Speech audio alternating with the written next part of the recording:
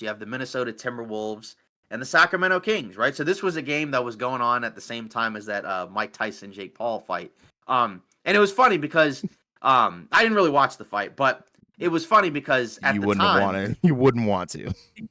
yeah, but at the time, um, at one point the Wolves were up by 20 points, right? Like this was at one point this was a blowout. I mean, they were kind of running away with it against the Sacramento Kings, and then things change somehow in the second half. De'Aaron Fox flips a switch, winds up dropping 60 points. Now, unfortunately, they lost in overtime. So even though he had a great performance, obviously it's not his fault. But he had a great performance, but they still ended up losing the game. Now, to be fair, you're talking about no DeMar DeRozan, already without Malik Monk. So it is a shorthanded Kings team. Sabonis, I guess, ended up getting hurt in this game because he didn't play in the next one that they played against the Jazz, and they ended up winning.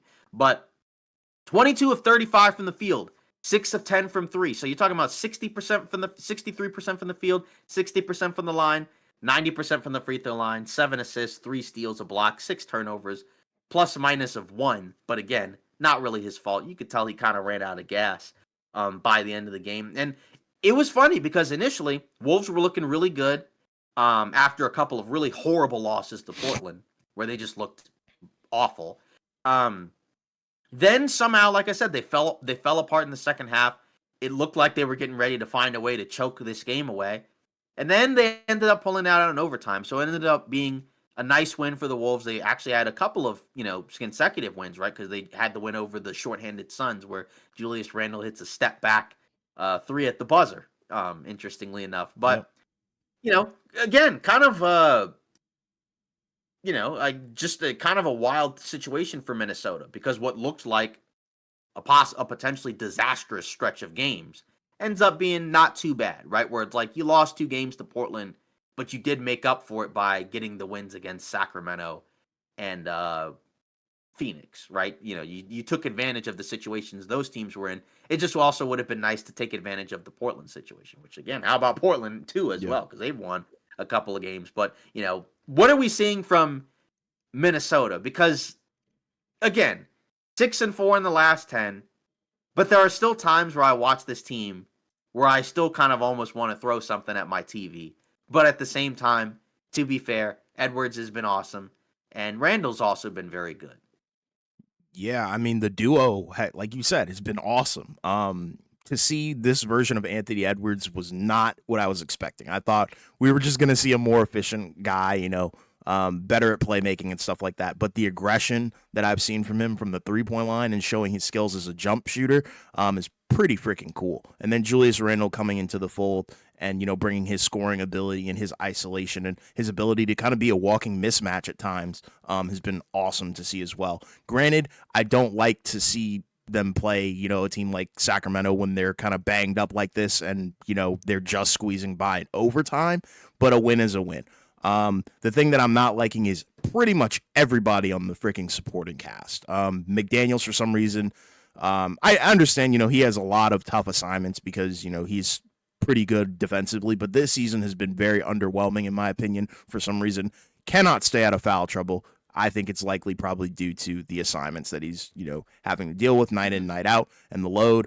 Naz Reid, I think, has been solid, offensively and what he's been able to bring. But DiVincenzo, Mike Conley, Gobert, even in my opinion, I mean, they're just not bringing enough to the table to make me think that this team has a real shot to get out of the West. But, in this game specifically, Anthony Edwards, kind of once again just shuts everybody up and, closes the game. But overall, it's really the supporting cast that kind of irks me. It's not really Edwards or even Julius Randle because I thought going into this season, post Towns trade, I thought I was going to be screaming at Julius Randle through the television, but that has not been the case. No. And it's funny because you look at Minnesota through 14 games. They are 8th on offense, which again is better than last season, right? Because they were not a top 10 offense last season. And then defensively, they are 11th. So big jump in offense, or decent jump in offense, but a decent decline defensively because they were the number 1 defensive team. and now they've dropped to 11th. And then, by net rating, I mean, they're 11th in net rating. So, like, they're just borderline a top 10 team. But that wasn't the case last season, right? So, that's, I guess, again, the trade off is you're a better offensive team, but not as good defensively, but you're not like a bad defensive team.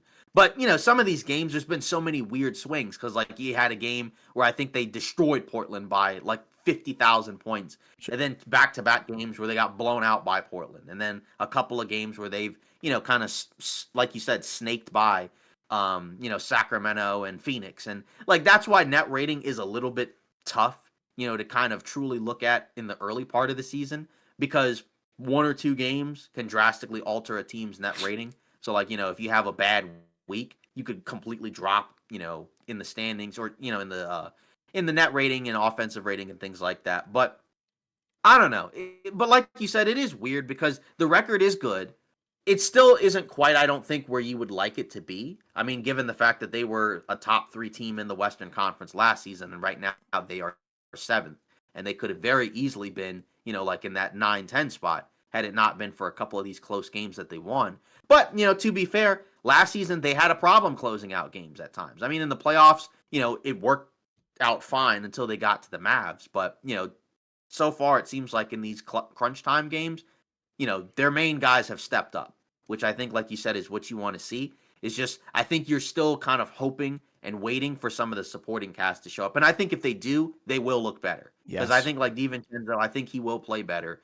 I hope that you'll get some better basketball from Jaden McDaniels. So I think that there's still some improvement on the way. And then also, like, Mike Conley has been, like, just not really there for most of the season. So that kind of hurts. Hmm. But, that's also helpful with bringing in Julius Randle. Because now, like, you have another guy that you can kind of run some offense through at different points in the game. So, I think, they're not, like, the record isn't where you would like it to be, but I think that they can be better. But I'm still not really sold on the idea of them coming out of the West Yeah, because I no. just don't really know what to expect from that supporting cast come playoff time. And I don't know if the fit offensively will look as smooth come the playoff time. It could, but I don't really know yet. But to be fair, the West has been so topsy turvy, anyways, where there's a lot of teams that are in the standings that are like how did they get there? Right. But on the flip side, the Sacramento, well, not on the flip side, but the Sacramento Kings, basically the same record. But to be fair for them, they have had some injuries because DeMar DeRozan now has been out for a few games with a back injury. I believe Sabonis has missed a couple of games. Malik Monk has been out for a little bit and he's going to continue to be out. But they're still above 500. They've been able to find ways to win. And I mean, again, you look at offensive rating, 6th in offensive rating. But then even like on the defensive end, they're 13th. So it's like almost top 5 offense, right? I think they need to be top 5, but that's very close. And then still above average defensive team. So, that kind of tracks in terms of them, in terms of the record that they have. And they're 10th in net rating. So they've been a good team. But because it's the Western Conference, it hasn't amounted to a whole lot because, they're 8th, but obviously last season they finished, what, 9th? So, standings wise, not a significant improvement. But I will say these standings I think will change because I think some of the teams below them will move up. It's just a matter of can the Kings hold on and maybe kind of like take away somebody else's spot. Yeah, and But what do you think?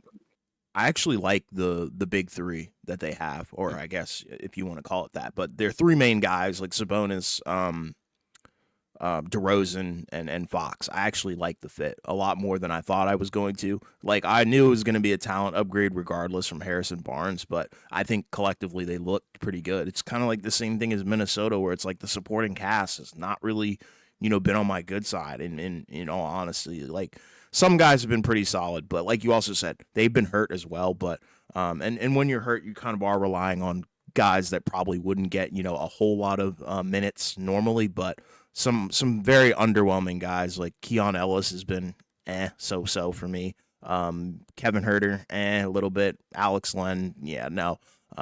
Just in general, I've just been very disappointed in their depth. And I think that's something that they can definitely improve upon, come deadline. But I really want to see this team fully healthy.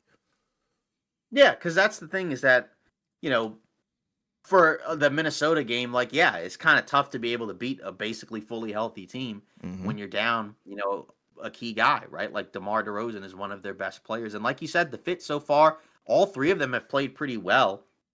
When you look at the numbers, that all three of those guys have been putting up so far. So that's kind of the nice thing, and that's nice how it's translated into, like we said, basically a borderline, top five offense, right? And Yeah. it's nice that defensively they do seem improved from seasons past. So when they're fully healthy, I think that they're going to be, we might have been a little bit underestimating of how good the Kings are. Not that we thought that they'd be horrible, but it's such a crowded Western Conference that how good are they going to have to be in order to make the playoffs? Because ideally, you don't want to be in the play-in. In the year they made the playoffs, they were the third seed in the Western Conference, but Sure. I don't necessarily know if they're going to be able to be the third seed this year, especially because you talk about the year they were the third seed, they had basically no injuries to their squad. But now they've already had some key guys miss games. But, like you said, when you look at the big three, so De'Aaron Fox is giving you 29, 6, and 5. DeRozan's giving you 23, 4, and 4. And Sabonis is giving you 20 and 12 with 6 assists. And all of them are shooting above 50% from the field. And even Sabonis is giving you 40% from three to only 2 attempts a game. But both him and DeRozan are taking threes, and they're making a decent clip of them, right? Again, Mm-hmm. less than 1 3 a game for both of them, but that's nice to know that like all three guys are willing to take perimeter jump shots, which they're gonna have to do in order to be able to make it work. Since all those guys kind of prefer to do their work inside the 3 point line, De'Aaron Fox is only shooting 34.5% from three on 6 a game, but he's still shooting above 50% from the field, right? And he's still getting it done at the free throw line, right? Which last year he actually didn't really shoot that well. But like you said, some of these other guys I do think will need to play a little bit better. Like Keegan Murray has not shot the ball well. You already mentioned, like Herter, I mean, he's shooting 46 from the field, but 34 from three. And that's most of his offense. So that needs to get better. And then obviously Malik Monk will need to come back healthy. So I think if those guys can come back, like if Monk can come back and Sabonis can come back, or not Sabonis, DeRozan, right? Then I think, this is a good team. It's just a matter of how good is it in this Western Conference. But I think the DeRozan addition is already, was paying dividends before he got hurt. It's just rough because at his age, it makes it more likely that he's going to miss some time. And that's the tough part for the Kings, where they had the benefit of being pretty healthy, but now they've had injuries. And so it's going to be a little bit tougher because they need some of these guys, I think, Yeah. ideally. And if they don't, like you said, they don't have like a ton of depth waiting on the bench in terms of guys that are kind of able to just slide in and kind of just not replicate, but just like kind of just provide support, right? Because Yeah. like off the bench, like you mentioned, Keon Ellis, Trey Lyles, I mean, that's essentially it. I mean, like, outside of that, like you mentioned, Doug McDermott, Jordan McLaughlin, Alex Len, not really a lot of guys you're kind of going crazy about. And Devin Carter, their first round pick, is not playing this season pretty much and that hurts, right? Because that's a solid athletic guard you could have had in there, but he is a rookie. So I do like what I've seen from the Kings so far. It's just like you said, I wish they were healthy, but you can say that about so many teams right now. I Yeah. mean, that's 100%. kind of the crazy part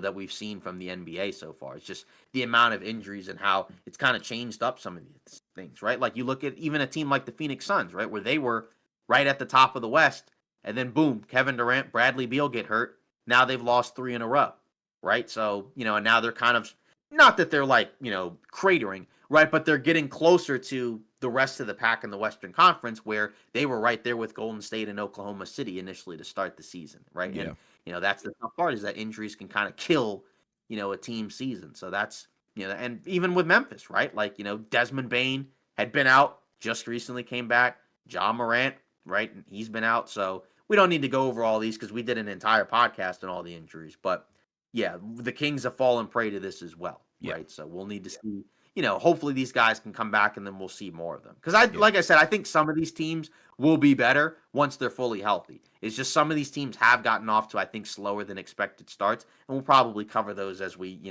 move into our, future episodes. Yeah. 100%.